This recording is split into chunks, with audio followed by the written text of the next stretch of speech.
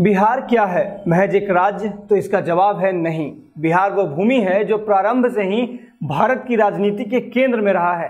बिहार राजनीतिक महत्वाकांक्षाओं, सामाजिक आर्थिक सुधारों का जमीन रहा है। बिहार वो जमीन रहा है जहां 1857 की क्रांति में वीर कुंवर सिंह ने बिगुल फूंका था। यही वो पुण्य धरा है जहां पर महात्मा गांधी ने सबसे पहले सत्याग्रह किया था। और भी कई उपलब्धियां हैं जो बिहार के खाते में आती हैं, लेकिन जैसे जैसे वक्त बीतता गया बिहार की साख कमजोर होती गई। कभी सामाजिक, आर्थिक और सांस्कृतिक न्याय का अगुवा होने वाला राज्य आज अपने जातीय राजनीति के दलदल में धंसता जा रहा है। नमस्कार, मेरा नाम अंकित है और आप जनता जंक्शन का स्पेशल सेगमेंट एक्सप्लेनर देख रहे हैं। स्वतंत्रता के बाद भी भारत में जो महत्वपूर्ण राजनीतिक बदलाव हुए उन सब में बिहार का अहम योगदान है। बिहार हमेशा से सामाजिक आंदोलन की जननी रही है, चाहे वो 1975 में आपातकाल विरोधी आंदोलन का केंद्र बनना हो या फिर 1990 में मंडल समर्थक और मंडल विरोधी आंदोलन का केंद्र होना हो। और यही वह समय था जब बिहार की राजनीति में जातियों का समावेश हुआ और एक कहावत आम हो गई कि हम बेटी और वोट अपनी जात को ही देंगे। आज हम अपनी इस वीडियो के माध्यम से इस बात को समझने की कोशिश करेंगे कि बिहार की राजनीति में जातियों का समावेश किस प्रकार हुआ और कैसे हुआ, इसके क्या सकारात्मक परिणाम हो सकते हैं और क्या नकारात्मक परिणाम हो सकते हैं। तो सबसे पहले तो 90 के दशक से पहले आपको बता दें कि बिहार की राजनीति में कांग्रेस पार्टी का हमेशा से प्रभुत्व रहा, जिसे आमतौर पर उस वक्त तक ऊंची जातियों की पार्टी कही जाती थी। और यह बहुत हद तक सही भी था, क्योंकि 1990 से पहले अगर आप मुख्यमंत्रियों को देखें तो उनमें से ज़्यादातर मुख्यमंत्री उच्च जाति वर्ग के ही मिलेंगे। मुख्य तौर पर भारत की आज़ादी के बाद से अभी तक की बिहार की राजनीति को 3 चरणों में बांटा जा सकता है। पहला चरण भारत की आज़ादी से लेकर 1970 तक का काल, दूसरा 1970 से लेकर 1990 तक का काल और तीसरा 1990 से लेकर अभी तक का काल। इन सभी कालखंडों की अपनी ही एक इतिहास है, अपनी ही एक समीकरण है। अगर भी बात की जाए आज़ादी से 1970 के काल की, तो ये दौर पूर्णतः कांग्रेस के वर्चस्व का काल रहा, जिसमें आप ऊंची जातियों के प्रभाव को आसानी से देख सकते हैं। वहीं द्वितीय चरण यानी कि 1970 से लेकर 1990 के काल को संक्रमण काल भी कहा जाता है। इस दौर में कांग्रेस की साख गिरनी शुरू हो गई थी, ऊंची जातियों के प्रभाव में भी कमी आने लगी थी, साथ ही साथ मध्यम जातियां निरंतर ऊपर आ रही थी। इसके बाद 1990 में जब केंद्र में वीपी सिंह आए और मंडल कमीशन को हरी झंडी मिल गई, जिसके बाद एक खास जाति वर्ग में उत्सव का माहौल बना, उच्च जातियों में विरोध के स्वर भी फूटे। और यही वो दौर था जब बिहार की राजनीति को राष्ट्रवादी से क्षेत्रीय मुद्दों पर ला दिया, जहां पर बातें राष्ट्रहित से हटकर जाति विशेष के हित तक सीमित हो गई। यही वो दौर था जब बिहार की राजनीतिक प्रतिनिधित्व में परिवर्तन देखा।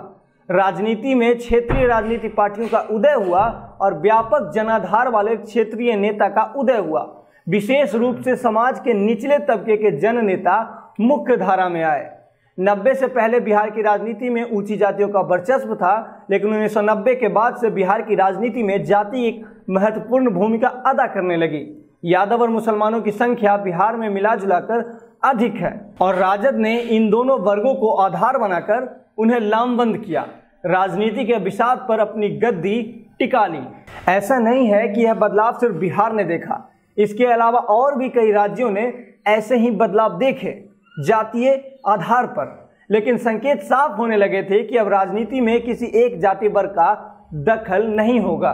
1990 के विधानसभा चुनाव में ऊंची जातियों के प्रभाव वाली कांग्रेस पार्टी हार गई और लालू यादव के नेतृत्व में जनता दल ने सरकार की स्थापना की, जिसमें प्रमुख रूप से ओबीसी वर्ग के लोग थे। 1990 से लेकर 99 तक लालू राबड़ी शासनकाल में विकास नहीं हुआ। इसके बावजूद भी राजद को गरीब और पिछड़े जातियों का लगातार समर्थन प्राप्त होता रहा और यही सबसे बड़ा और पहला दुष्प्रभाव था जातीय राजनीति का बिहार में। लेकिन 15 साल के लालू राज का खात्मा आखिरकार 2005 में हुआ। नीतीश कुमार राज के मुखिया बने भाजपा के समर्थन से। इसे हम एक नए राजनीतिक युग की शुरुआत भी कह सकते हैं। यह दर्शाने की कोशिश की गई कि सरकार सामाजिक व आर्थिक न्याय की नींव रख रही है। 2010 के विधानसभा चुनाव और 2014 के लोकसभा चुनाव को आधार बनाकर यह कहा गया कि जातिवादी गठबंधन के ऊपर विकास की राजनीति की जीत हुई है। परंतु अगर आप इसे नजदीक से देखेंगे तो यह स्पष्ट हो जाएगा कि राज्य में परंपरागत जातियों की निष्ठा में बदलाव तो आया, लेकिन यह कहना बेमानी होगा कि इसमें जातीय समीकरण को कहीं भी फिट नहीं किया गया। इन दोनों चुनाव में भी व्यक्तिगत कुशलता को दरकिनार कर जातीय समीकरण को प्रमुखता दी गई। वहीं 2015 के विधानसभा चुनाव में महागठबंधन के जीत के आधार को काफी हद तक जातीय आधारित राजनीति भी कहा जा सकता है। इसे हम थोड़ा विस्तार से समझेंगे। 2015 का विधानसभा चुनाव जदयू ने राजद के साथ मिलकर लड़ा था और नीतीश कुमार ने यह कहा था कि उनका गठबंधन सांप्रदायिक ताकतों के खिलाफ लड़ेगा। सांप्रदायिक ताकतों से उनका तात्पर्य भारतीय जनता पार्टी था। 2015 का आम चुनाव जब शुरू होने वाला था तो ऐसा लग रहा था कि मानो यह चुनाव विकास के मुद्दों पे लड़ी जाएगी, क्योंकि इसी दौरान प्रधानमंत्री नरेंद्र मोदी ने बिहार के लिए 1.25 लाख करोड़ के पैकेज का ऐलान किया था, जिसके जवाब में नीतीश ने यह कहा कि यह तो पुराने पैकेज हैं और यह महज एक लालच है। इसके अलावा भी कई ऐसी धारणाएं हैं जो इस बात को बल देती है कि आखिर बीजेपी इस चुनाव को क्यों हारी।